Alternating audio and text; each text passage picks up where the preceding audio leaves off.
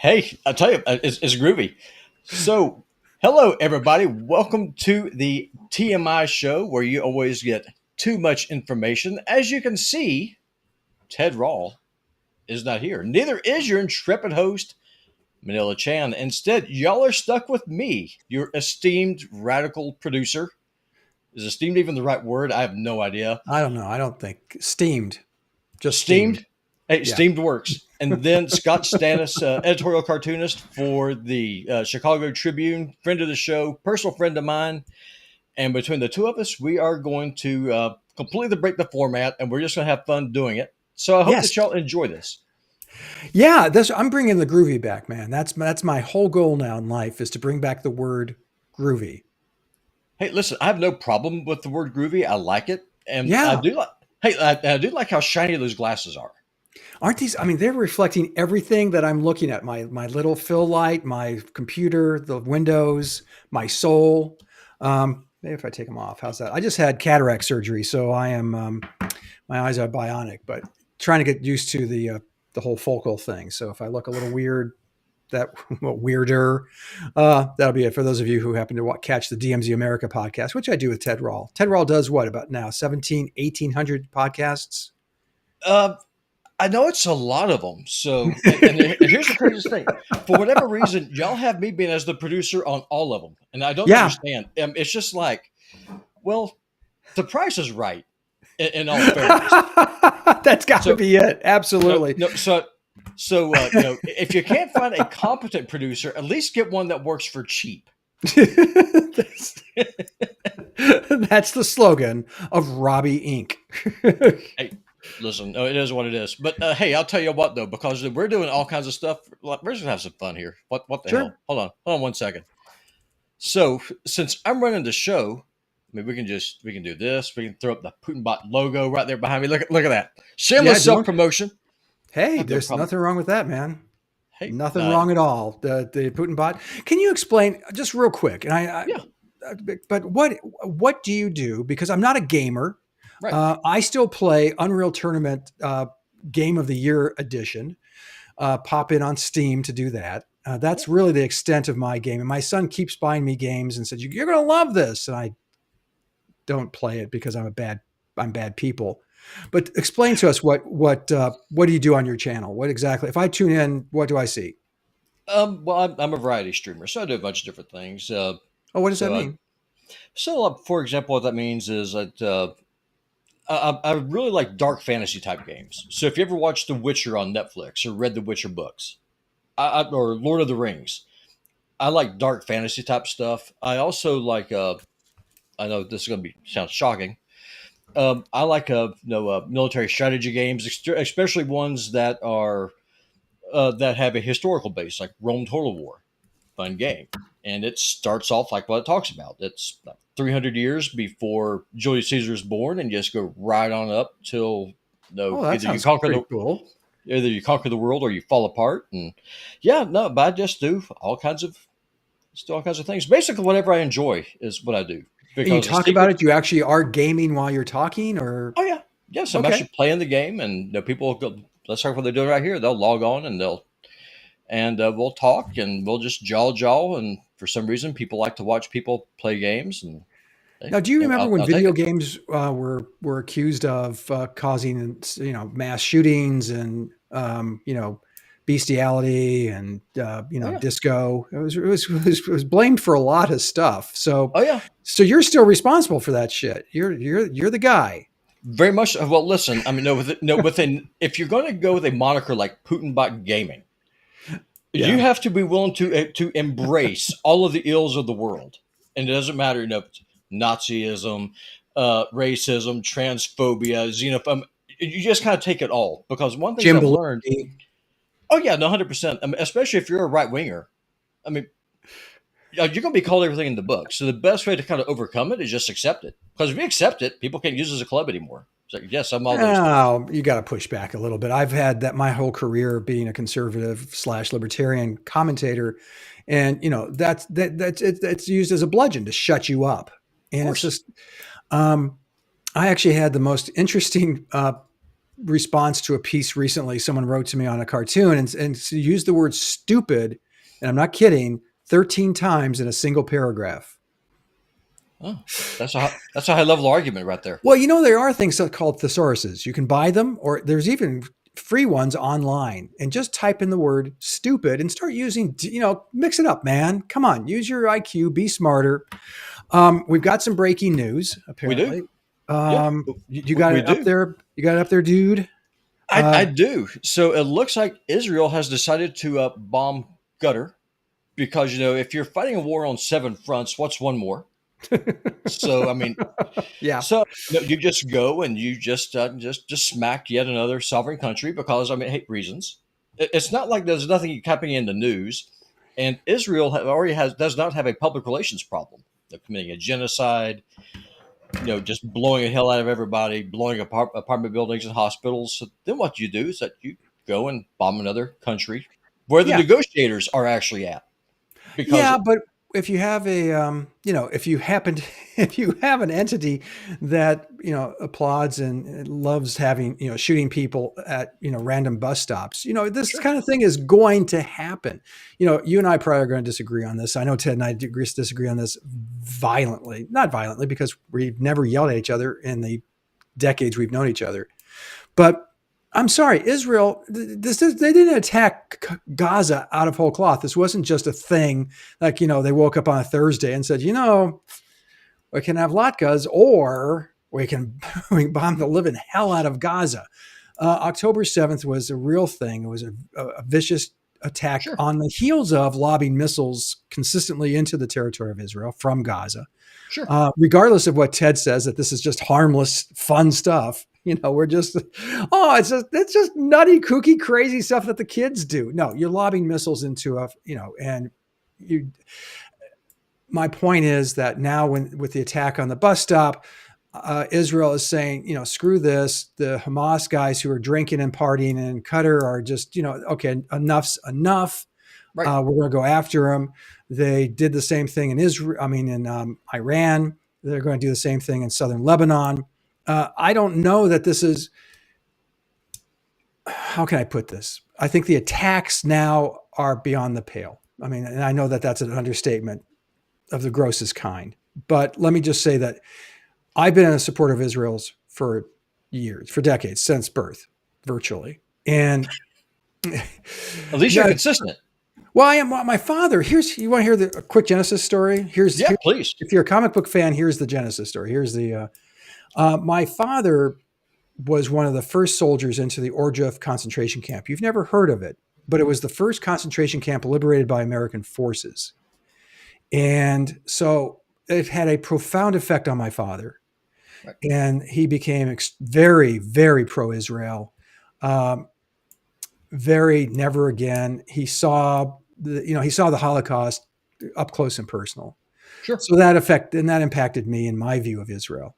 In fact, I don't know if I ever told you this, but I actually tried to sign up for the Israeli army back in the 70s. I didn't know that. Yeah, back in the 70s, they had recruiters going through the United States and Jewish communities. And I approached one. I said, "Hey, I think you're fighting for democracy. I completely support what you're doing." He goes, "Well, are you Jewish?" I go, "No." He goes, "You can see where this is going." Yeah. "Do you speak Hebrew?" I go, "Oh, no." He goes, maybe it's best if you just stayed in the United States and worked for us here." And so, and the point that you just made is really one of the biggest points of contention that I have. When it comes to Israel, really, it's two things.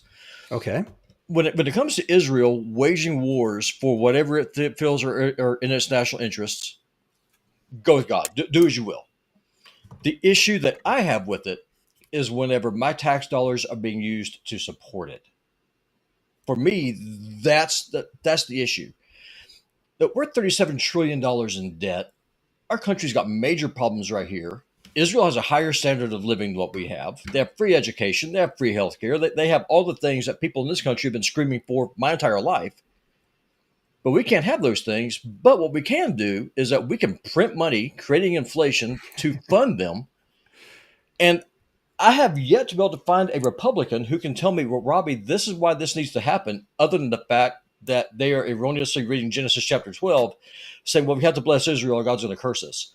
I submit to you that God has not been blessing America since 1948. We're under the judgment of God because of the behavior that we're doing. I mean, where's the blessing? I don't see one. I see a curse. So unpack this for me. Why Oh, I should think. we fund Israel? Oh, I agree. I agree to a certain. I think we should. I mean,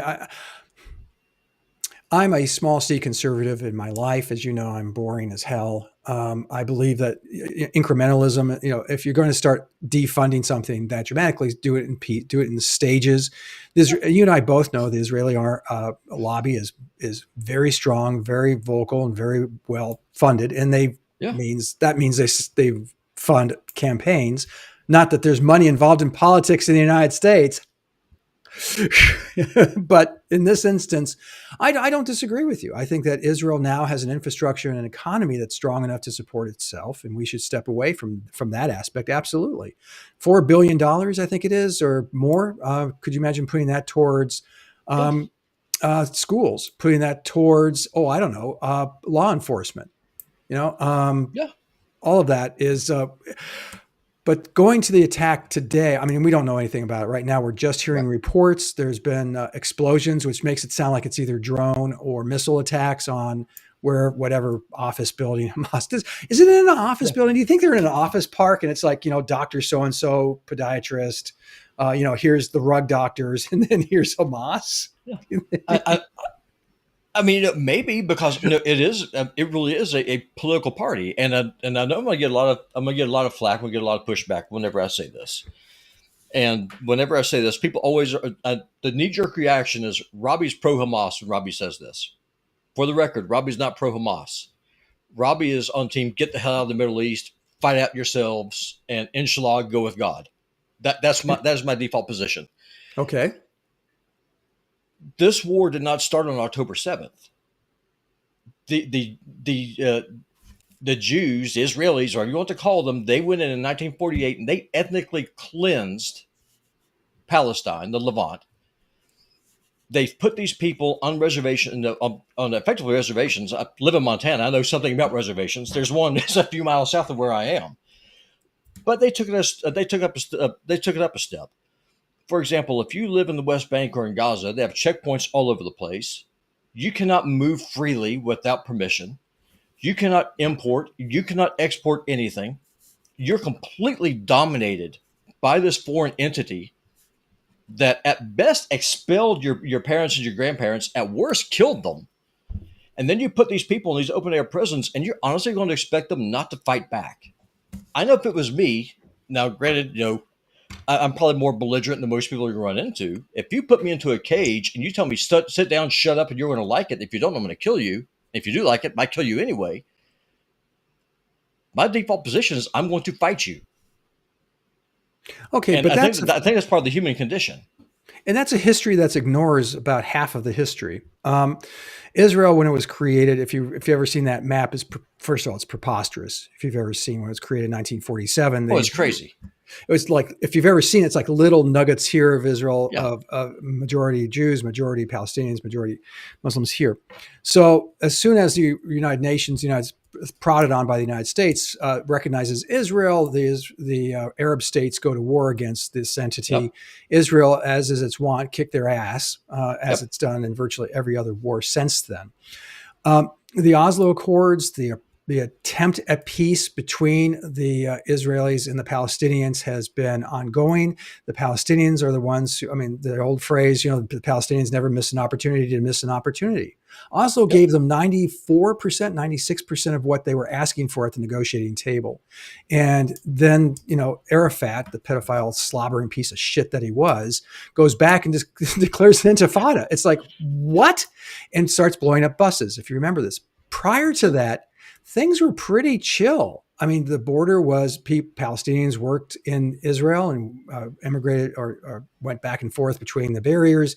And as the Intifada continued, that's when Israel built the walls. That's when they had the checkpoints, and that's what takes us to today. Sure. But the other side of that coin and one that isn't talked about a lot, and it needs to be discussed, is the Israelis' view of Palestinians. This is to your point, Robbie, and it's been a point of great consternation and just shame on those of us who support Israel. And that's the language used by the far right parties and the settlers who are illegally, in my view, Yeah, moving into territories and settling territories that they shouldn't. And the way they describe Palestinians sounds vaguely familiar. I think maybe, I don't know, language they used 50, 60 years ago to describe, oh, I don't know, Nazis described Jews yeah, as animals. They dehumanized them, and they continue to do this. And that is to the shame of the Israeli state. Now you have Netanyahu. Someone posted here that he's a war criminal. I believe that that's true. yeah. I believe that they've gone too far, but he's stuck in a position which is really complicated for him, not for us, but for Right. him. First and foremost, if he loses his job, he goes He to goes to jail. prison. Yes, he does. Yeah, And there's a lot of other people who want to try him as well. Um, and so he also is beholden to far right religious parties yeah. in Israel. And so he's doing their bidding. He's, if not he himself, those people do carp the language I just described. And language is important. The view of another I human agree. being, saying that another human being is an animal or a piece of trash or whatever language you want to use, um, is against everything I believe. And I think I agree. against anything a civilized human being should believe, that Palestinians have rights. Now, can we get to the table and do they have leadership? I got to tell you, Robbie, I got to giggle a little bit when these countries now are recognizing the Palestinian state. And you're going, it would be like me recognizing the Robbie state. It doesn't It doesn't exist. exist. There is no such thing. So I can say No. and it's such a typically European gesture, isn't it? To just kind of go, It's completely meaningless because what does a state have? And we'll just, I know this is a little aside. We haven't got to the first story yet. We're only 17 minutes in. Uh, and I promise you, I actually want to keep this thing on time today. Uh, yes. but it's just insane because what does a state have? A state has a currency. A state has a military. A state has the ability to have international relations, and a state has the ability to defend itself and wage war. None of those things a Palestinian state can have.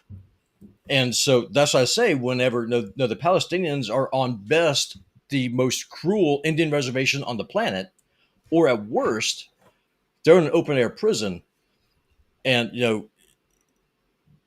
and to your point, the Israeli people, at least a significant portion of them, support this because the government that runs them is a government that they elected. And so whenever you have the ADL saying that if you're like me, you want to close the borders to expel the migrants, I'm being called a racist, xenophobe, a white nationalist. Meanwhile, you have someone like you, Scott Stannis, who wants to volunteer and go join the IDF to go kick Arab ass, but you're not allowed to because you're an ethnic Jew. Hypocrisy much? Yes. And plus, I was also legally blind in my left eye. That may have had something to do with that as well. Um, you're talking about, do we want to dovetail back into now American Hey, let's do it. I mean, attacking Americans here? hey, we can just duct tape this thing right on in. It's no problem at all. Listen, if someone's looking for a polished professional show, y'all in the wrong place because y'all got me, and I have no idea what the hell I'm doing. I just have opinions. And then we got Scott Stannis, who is not only much more handsome than I am, he's also much Thank smarter. you. Well, and a recognized commentator, whatever the hell that means. It means No, you draw excellent cartoons. I do. I can draw funny pictures, and I can draw you with a nose this big. Okay, now let's talk about other occupied territory. Let's look at Chicago. Oh, how did you like that? How did you like that thumbnail that I made? Help me. Which one was that? I know I saw it. Yeah.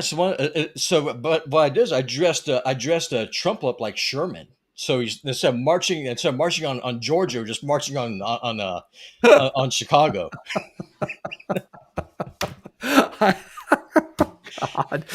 Yeah, it's so funny. You're a Southerner living in Montana. I'm a Northerner Yes, living in Alabama. This makes all the sense in the world, doesn't it? it does. But okay, so Trump is talking about sending National Guard troops to Chicago. They're now having a Yeah. surge, an ICE surge in Chicago. Um, you and I disagree on this a lot, and Yep. let's dive into it. First off and foremost, if I can just can we just dismiss sending troops to Chicago? And I'll tell you why, because this is where you and I are going to agree. I suspect. Um, he's not saying it's what he did in Washington D.C. He didn't send them to the bad parts of town. No. He sent them to the mall and to Pennsylvania Avenue. Well, not a lot of crime. There's some, sure, certainly, probably some petty crime, some um, pickpockets, all that stuff. But that's not where the crime is occurring. Where the crime is occurring in Chicago, if you know Chicago, and they're going to be on the Mag Mile, the Magnificent Mile, which is the Michigan Avenue. That goes along the river, and it crosses the river. It's a beautiful part. I mean, if you've never been to Chicago, honestly, do it because it's gorgeous. They call it the Paris of the South, which I thought, okay, seriously, that's stupid. I mean, the Paris of the Midwest, not the South, but the Paris of the Midwest. And Robbie, it's gorgeous. I should meet you there someday and show you around because it really is a beautiful city. That's where the troops are going to go. They're not going to go to places that names of places you probably don't know, like Austin. Inglewood. Yeah. I've never been to Chicago. I'm about to blow y'all's mind. I've never been to a big city. I've never been on a subway. Oh, So well, we should meet there. And you're like a friend of mine. Funniest conversation I ever had when I got the job in Chicago. A friend of mine who worked at the Birmingham News asked me, he was talking about what building are you in? I said, yeah, we moved to an apartment downtown, and it was a 51-story building. And he said, how many people are in that building? I started to crunch the numbers. I said, I think it comes out to about 1,800 people live in this one building. He goes, that is more people than live in the town I was born in. yeah, In one building. It's kind of, he said, it's sort of astounding to think. But I can guarantee you, Robbie, if the Trump administration was sending troops to Austin, to Inglewood, and there are other suburbs to the west as well that are in dire need of policing, they would be welcomed with open arms. No question. But that's not what this is. That's not what this tastes like. That's not what this feels like. It's not what it is. This is a Republican governor sending troops to a blue city run by Democrats. And believe me when I tell you, as you say, you're not pro Hamas, Robbie, I am not pro Brandon Johnson. Brandon Johnson is the mayor of Chicago, and he is the worst. Okay. He's terrible. okay. He's a socialist. He's an organizer for the teachers union. He gave them are you sitting down? He gave them $1 billion pay increase, $1 billion pay increase, which now, are you still sitting down? I am. There's $1 billion gap in the school budget. Can you do the math? Because I think you can. Yeah. Carry the one. Yeah, exactly. I think I've got this. I think I understand. So sending, when he sent the troops to LA, went to defend the troops, that had at least that made more sense than the Chicago deployment. As I mentioned, if you sent it down to the south side, parts of the south side of Chicago, send it to some of the western suburbs that are also hurting and being overrun by gangs, then yeah, I think the people who own houses there would run out and throw flowers at their feet. But that's not what he's doing. And there are cities in blue states like Ohio, red states like Ohio, and other cities that New Orleans is an example where they could do a world of good. I mean, the crime there is horrific. Memphis, Tennessee. And there are parts of Birmingham, quite frankly, the western part of Birmingham always leads the country as one of the most violent cities in America. You know what they could do to fix this, honestly? And Okay. this is one of the biggest, and this is one of the reasons why people on the right look at me and I'm accused of being a communist, like Ted, which to me is insane. Okay. Trump's big, like you said about the Palestinians, how they never miss an opportunity. The same thing applies to Donald Trump, because he ran to fix problems, and he is doing none of the things that he ran on. Now, here's how you fix this. If y'all are in Chicago, I know y'all are watching right now. You need to put up either a Ukrainian flag or an Israeli flag and say, we need help. If you do that. Well, then the French show up, and no one deserves that. Well, Go They on. surrender as soon. I'm sorry I Listen, interrupted. listen. The French would surrender as soon as they got there. I mean, that doesn't even matter. So no, there is that. But I French mean, would be a seriously. whole. I mean, no. And You're right. to be honest with you, I oppose in any way, shape, or form using soldiers for police work. They're not Of course. trained for it. Soldiers are trained to do two things. They're trained to kill. They're trained to kill people, and they're trained to blow stuff up. That's why I oppose the militarization of the police. Civil policing is just that. It's supposed the people that you live with, they're not your enemies. I mean, Yeah. sure, are they lawbreakers? Yeah. Should they be taken care of? Yes. Should they go Yeah. to prison, go to jail? Yeah, sure.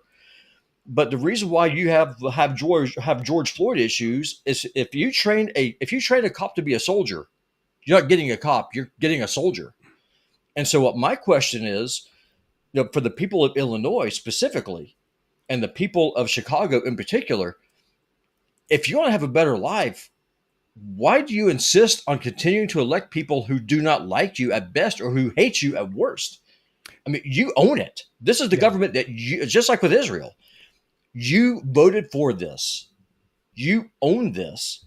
And this is the same argument I use for illegal immigration. You have agency. If you come from Honduras or if you come from Chicago, you, sir, you, Juan or Yeah. Jose, you have the power to fix the circumstance in which you live. It's not the job of the federal government to police you. Well, to your point, ma'am, use a story to illustrate what you just said. And it's a long story, so get comfortable. No, I'll bullet point it. Listen, I've got my coffee right here. I'm ready. Oh, great. we had some friends in from out of town. We decided there's a place in Beverly, which is very far south of the city. We were stupid and couldn't figure out how to use the metro, which is the long-term commuter train. So we just hopped on a bus and we went through the south side of Chicago, which was terrible. And not least of which is because these people were clearly not getting the services that nice, happy, upper middle class, wealthy neighborhood, which I lived in and nearby, got. Our roads were the snow remover was incredible. It was removed from not just the street but from the sidewalks. It was the garbage was picked up. It was a well run. We lived in the Loop. Now go to the south side of Chicago. They didn't get any of these. But here's to your point, Robbie. To your point. A alderman by the name of Sandy Jackson. If that name sounds familiar, she's the wife of Jesse Jackson Jr. Oh, She the was Rainbow an Push alderman. Coalition. Yes, very good. She was an alderman for a district on the south side, a very poor ward in the south side of Chicago. She lived, worked, and sent her children to school in Washington, D.C., where her husband was a congressman. They did not live there. She came in for one editorial board meeting at the Chicago Tribune and could not name two streets in her district. I'm not kidding. But the people in that district, because of the name, for whatever reason, continue to reelect her. So to your point, if you're going to keep reelecting garbage representatives, you're going to get garbage. And that's what these people got. So, we have Brandon Johnson as the mayor. It's a fluke. It was a weird election. But the school teachers union is massive and powerful and has a lot of money. And so they shoved him into office where he's clearly way out of his depth. Stop electing people like that. You look at Gary, Indiana, one of the most horriblest cities, which is in Indiana. So you won't see. Yeah. By the way, you're not seeing any ICE raids at Trump properties. Are you noticing this? Yeah, I have. Just throwing it out there. Well, because Trump, I mean, in 2016, Trump said that he opposed H-1B visas because they're a scam, which they are. But now, though, he said H-1B visas are great. He loves them. He wants more of them. Import the entire fucking third world. Hey, there's no problem here. And that's Trump lost me a long time ago when he supported red flag laws. But here's the thing that pisses me off the most. No, explain red flag laws real quick. So red flag laws, basically, the Constitution guarantees that we have this thing called due process. That means that the government cannot take away your life, your liberty, or your property without being convicted in a court of law by a jury of your peers. Red flag laws means that the government can take away your firearms without you not only committing a crime, you don't have to be accused of committing a crime. All it takes is an accusation for someone, say Robbie's crazy or whoever's nuts. Then the government can go, they can seize your guns, and then you have to pay to have them stored. And if you don't get them back. Fact check me on this, Oh, I because believe that is how they work. And when Trump, when he was being pushed back on this in his first term, he was talking to some congressmen. I can't remember who it was. He was sitting at the table with Dianne Feinstein, everyone's favorite corpse. And he said, "What you do is that you take the guns first, and you do due process second." That's not the small c government that I want. Okay. That's how you radicalize someone like me to make me want to fight you. And so if it was Joe Biden or Barack Obama Oh, God. or any other lefty saying what Trump did, every Republican in the country would be up throwing a complete and total hissy fit. But because Trump said it, the Democrats did this, and the Republicans sat on their hands and did nothing. It's just like with the omnibus bills. Oh, gosh. Well, the one big, beautiful bill, please. Yeah, just a complete joke. And so that's my point about, you get the government that you deserve. If Republicans want this kind of government, if they want to live under a government that hates them and is going to spend not them into debt, not their children into debt, but their grandkids into debt, and enslave everybody by destroying the currency, maybe where you can't get a home till you're 45 years old, then don't be surprised when people get radical and the younger generation looks at you and says, "I hate you."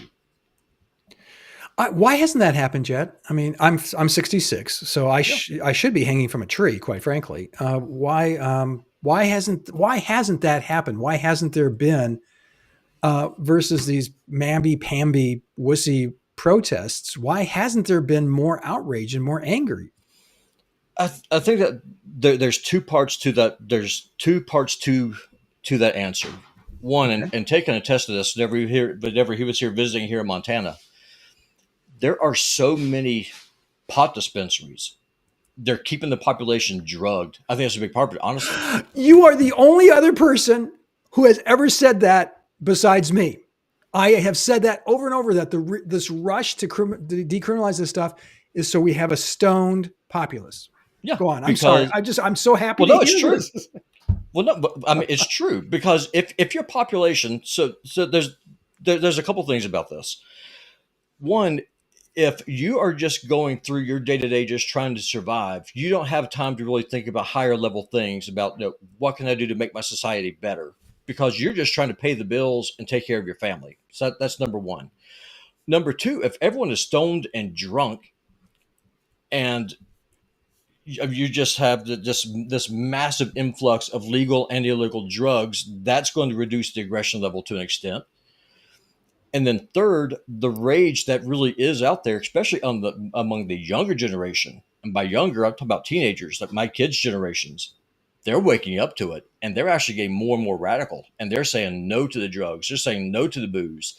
And a lot of them actually starting to turn to religion because they want something that's stable, something that stood the test of time. That's where you're starting to see the backlash is with the Zoomer generation.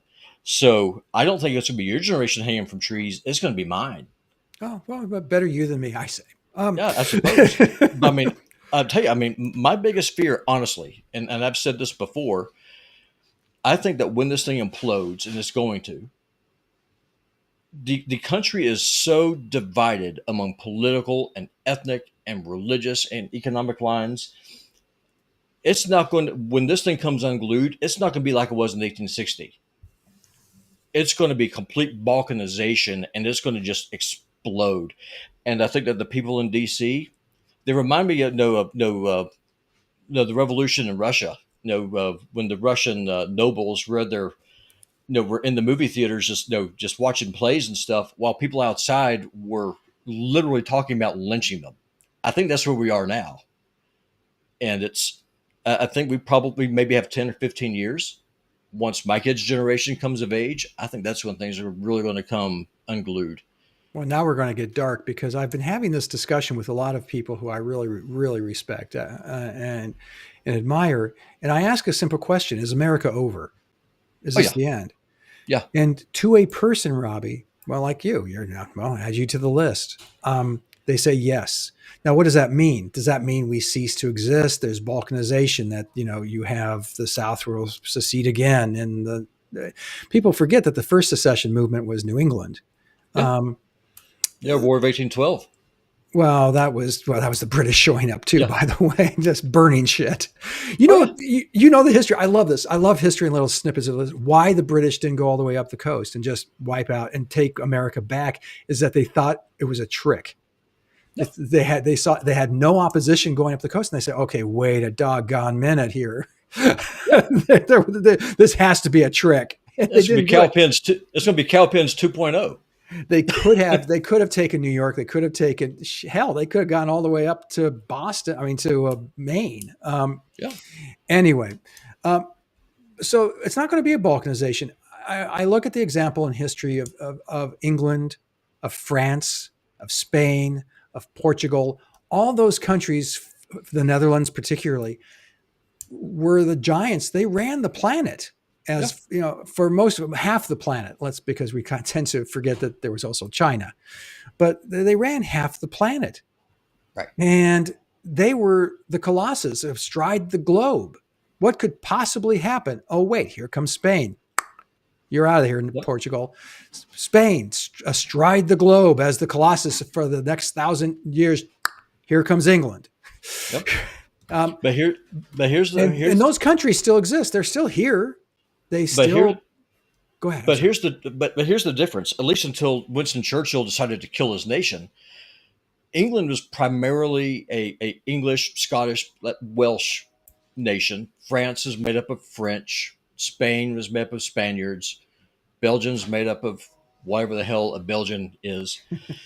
Who can even know it anymore at this point? The problem is that here in America, you can go ask, and I challenge you to do this. Go to your local high school, and I've done this, and it's terrifying because I live in a mostly white place. I'm in Montana, for God's sake. Go ask people, what does it mean to be an American?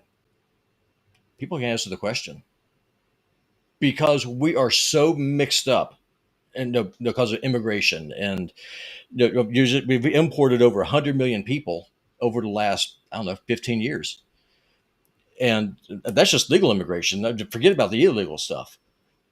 And so you have this population. We don't have a majority population. We don't have a uniting religion. We don't have a uniting culture.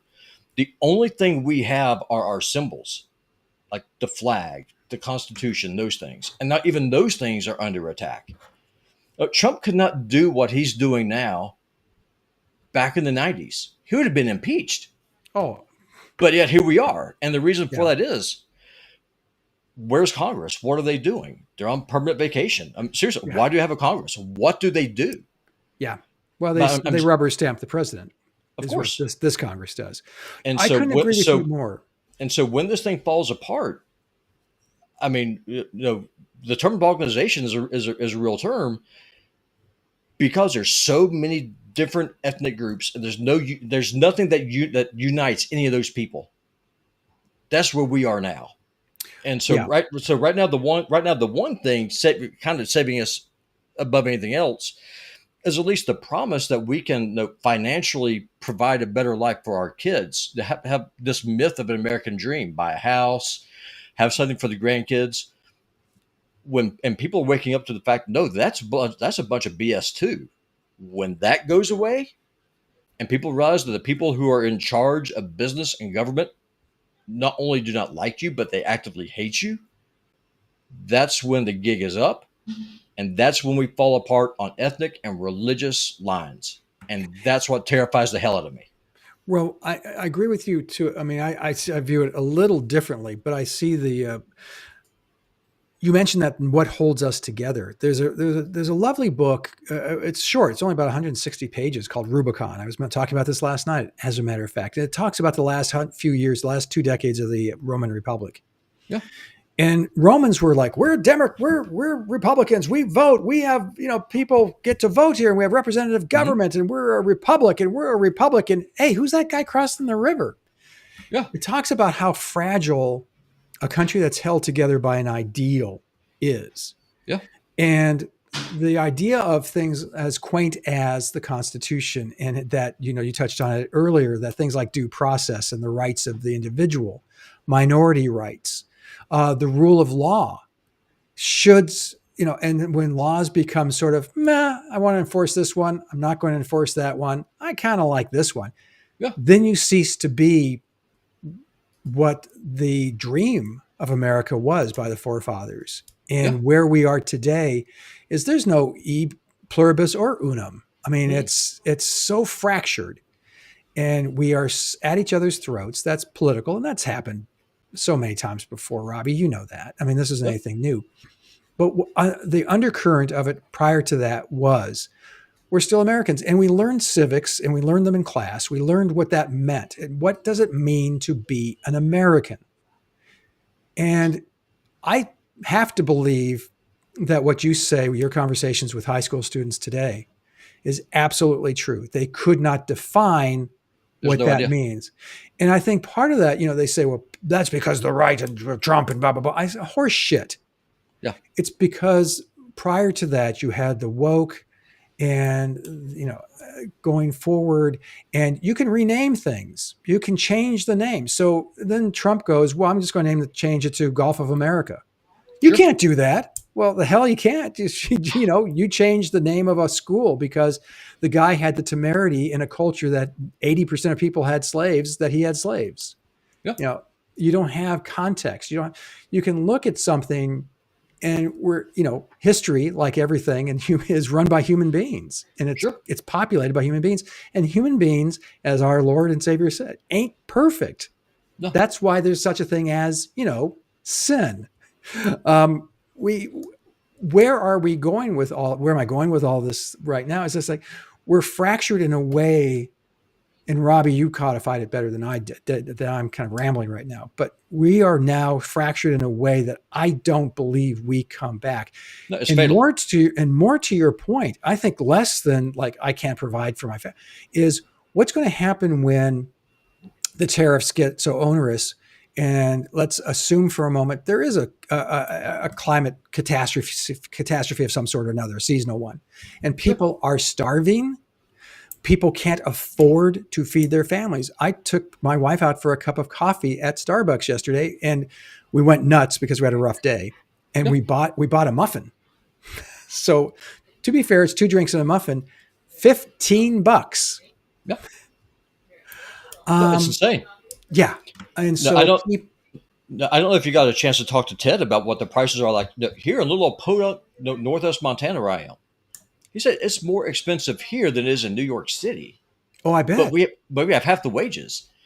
And so if you look at a map, look to see what population of people has the most guns. It's people where I live. So when people figure out that there is a real problem here and that there is no voting way out of it, then you have 2 choices. You either just overdose on fentanyl and die, or you fight back. And it seems like that's a binary choice that we're given. And it's crazy. So where do you see this going with Chicago? I mean, what's going to happen there? Trump seems to be hemming and hawing, as he so often does, about sending troops. I suspect he will deploy troops to the Mag Mile. Like I said, that's Michigan Avenue. Probably around the Bean. You're going to see troops around the Bean. But you're not going to see, it will. The crime rate will go down for a short period of time. I'm reminded of what Ted Rall talked about the Taliban when, the latest conquerors, the United States, went in there. Right. The Taliban has the opportunity, and the bad guys of Chicago have the same thing. They live there. Yeah. They can go back to their shitty little apartments and wait. And the deployments don't last long. What was it in LA? 2 months? I mean, Yeah. and It's so that. yes, the crime rate went down, but you're going to see it go boop and then go back up to where it was. There were 60 shootings in Chicago 2 weeks ago. 60, 60 in a day. I'm not kidding. That's Um, impressive. that is, yeah, that's a lot of firepower right there, brother. And Yep. but these soldiers aren't going to be anywhere close to that. Could you imagine I'm sorry, I don't want to listen. If Oh, you're go in the ahead. National Guard, God bless you. You know what? I mean, I'm glad. Thank you. But could you imagine a dozen National Guardsmen in gangbanger land, and the gangbangers decide, okay, fuck these guys, let's get them. Yep. I know where my money is going to go on who's going to win that one. Oh yeah, no, for sure. um, No, I Now the agree. ICE guys are scary, and that you're going to see. You're already seeing an increase in ICE activity in Chicago. Um, Yep. Now we've got a few more minutes, right? Let's see what. Yeah, yeah, we got time. Yeah, Okay, let's talk about ICE yeah, and we can just about go ahead and that. slide her on in. You actually changed my thinking. No, I want to say you changed the way I think about immigration enforcement. I still don't like ICE. I don't like lack of due process. I think that not barging into a home or a business, personal property without a warrant is just flamingly illegal and flies in the face of everything American. But you talked about what immigration and unchecked immigration has done to wages in where you live, for instance. Yeah, it's And I bad. think that's true everywhere. That if you can pay someone a fraction of what you can pay me to do, let's say Mhm. cartooning, editorial cartooning, you could find someone to come in and do this job, and pay. Yeah, if I'm a business person, how do you say no to that? I can run my business for a fraction of what I was, running it before. Yes. Yeah. So up there where you live, the impact has been profound. Oh yeah, but my town is dying. No, Columbia Falls, the little town where Ted was staying there, he was here. Of the main employer, there are two main employers here in this area. One was an aluminum plant, the other one was a call center. I don't know if you watched the little interview that Ted did with me, where he interviewed me about my life. When I came up here to Montana, before I came up here, I was working on a cotton farm at a place called Jay, Florida, back when the Great Recession hit, picking cotton. And I did that for over a year. And you're paid by the pound. I lost that job because illegal Mexicans came in, and yes, they were Mexicans. I talked to Mr. Diamond. They were Mexicans who would work for less than half of what I was able to work. And I had a newborn son at the time. So I Mm, lost a crappy job picking cotton because of illegal immigration. Came up here to go work for a call center called Teletech. That job was outsourced to the Philippines, and that they hired 700 people. And then the aluminum plant was shut down, and those jobs outsourced to China. And so my question to Republicans and Democrats both is, why are you doing this to your people? And well, no help one me can answer this question. walk with me on this and help me to understand this. Yeah. I like free trade. Well, free NAFTA. trade is not fair trade. Okay, That's the explain. difference. So, for example, the concept of free trade is a good idea. Like, for example, we can do the DMZ America podcast as a fair way, as a good example for this, or even this podcast. So, Robbie, I want you to edit these videos and do this service. And then in exchange, I will give you this monetary amount. Does that sound good? Yes. I'm exchanging a good for a service, or a service for a service, whatever it happens to be. The issue is, though, is, let's just take China for example, where it's not a free market society, and they use prison labor to manufacture things, and then they artificially deflate the value of their currency. So then what you're Yeah. able to do, and Japan did this too back in the 70s and the 80s, where you just flood a market Yeah. and you kill the industry of the nation where it is that you're trading at. That's the difference between free trade and fair trade. Like in our example, if for the DMZ podcast, let's just say, instead of charging what I am, which is a very reasonable rate, It is very uh, reasonable. Let's just assume, for example, if instead of doing that, you wanted, instead of doing one video a week, you then decide you're going to bump this thing up to 20 videos a week, and you'll have all these clips done. And so, but Robbie, you've already agreed to this price, so this is how this is going to be. At that point, yes, I entered into a free trade agreement, but it's not fair because you're then monopolizing all the time that I have to do anything else. It's the same way with nations. Nations create wealth by making things and then selling them.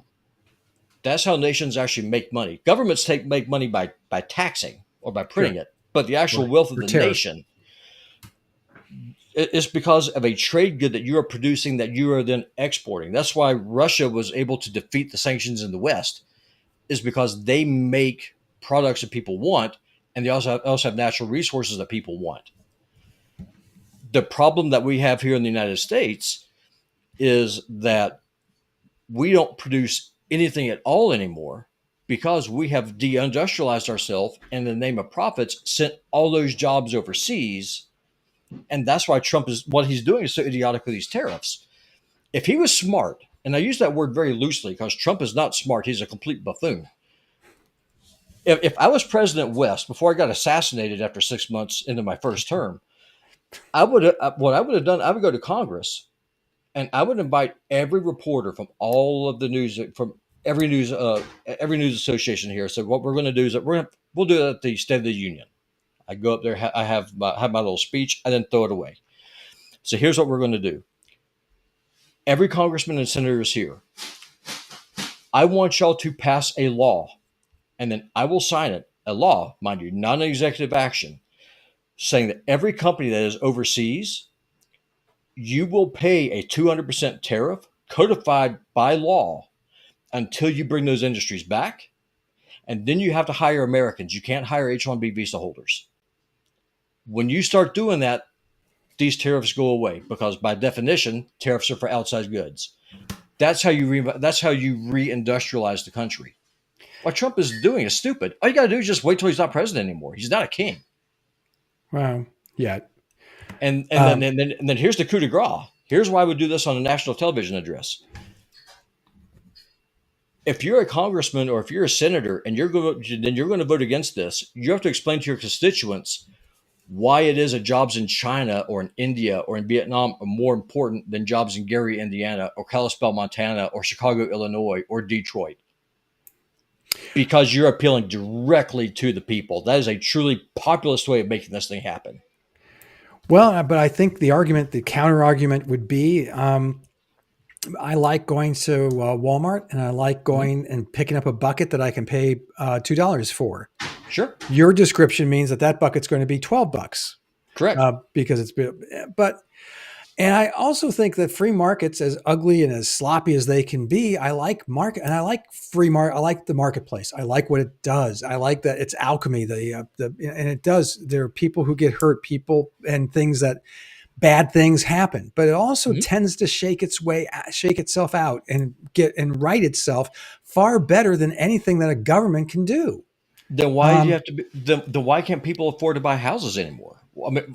So using this argument that you just made, explain to the 22-year-old kid, well, young adult at this point, they're not kids. Why is it that you have to sacrifice the ability to get a home, get married, and have kids for corporate profits? Make that argument, because I can't. Oh, I think, listen, there's good arguments on both sides of this. I always like to err on the side of don't let the government touch things, especially the economy, because it never ends up well. You talked about the radicalization of the young, and they should be. Yeah. They have a lot to be radicalized about, but their solutions are not, a poll that came out recently that a lot of people really don't like capitalism anymore. Sure. But the alternative is not going to be to your liking. I guarantee when the state can pick winners and losers. Well, keep in mind, I'm not talking about nationalization. What I'm talking about is incentive, because this all goes back to that free trade agreement, that the whole free trade versus fair trade. If you're in China, you're in China to make money. Well, how you do that is because instead of having to pay an American $15 an hour to make a bucket, you can pay some Chinese prisoner 30 cents a day all you're doing is you're taking away that incentive. You're taking away that profit model. No, the South was condemned for having slavery back in 1860. That's one of the catalysts for the war. How is what we're doing anything different? The only difference is instead of your slave being on a plantation in Georgia, they're on a plantation in China. What's the difference? Make the argument. Well, no, I think you're right. So I think that you could, but you have a choice now. You have a choice that you can support and buy that $2 bucket, or you can go and buy the $14 bucket. But we both know which one you're more likely to buy because it's in your self interest. And it all boils down to economic self interest. And Sure. that ultimately is that's what's, whether you like it or not. That's what drives history, and that's what drives economics. Okay. So, what is the Republican solution then to increase wages? My solution to increase wages is mass deportation. If you don't want to reindustrialize the country, you have to make labor worth something again, and you can't do that by importing 200 million people. Yes, and that's why I'm such a hard ass on immigration. And that's where you kind of sold me on or at least let me understand that position, which I didn't understand completely until you couched it in those terms. And I think you're probably right. Listen, no sane person is going to want open borders. I mean, I worked with the Reason Foundation, Cato Foundation, libertarians who want to just open up all the borders and, legalize all the drugs and all that stuff. I don't go that far. I think if you're going to be a sovereign country, you have to have a sovereign border and have an actual, immigration policy. We're coming up to the deadline, aren't we? We're coming up to the. Yep, we are. We're about to pull the plug. I'm going to do an ad read, and then we'll just have some last. We're actually going to get out here on time today. Okay. And we got through one headline, which we kind of touched on one and a half. Touched on immigration. hey, no, that counts. Let's just go ahead and do an ad read here real quick, and we'll call this a day. And for those of you who are tuning in, I appreciate y'all being Very here. much. My maiden voyage of being a guest, and Scott, seriously, thank you so much for my pleasure for coming in. You're good people. Well, anything I can do to help. Hey, you're one of my favorite cartoonists. So the two cartoonists that I know. All right, so here we go.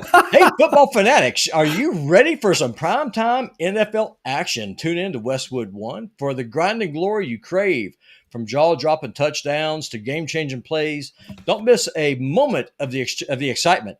Catch every snap, every tackle, and every victory on Westwood One. You can listen to the NFL on the NFL app, on the Westwood One Sports app, WestwoodOneSports.com via Westwood One station streams, or by asking Alexa to open Westwood One Sports.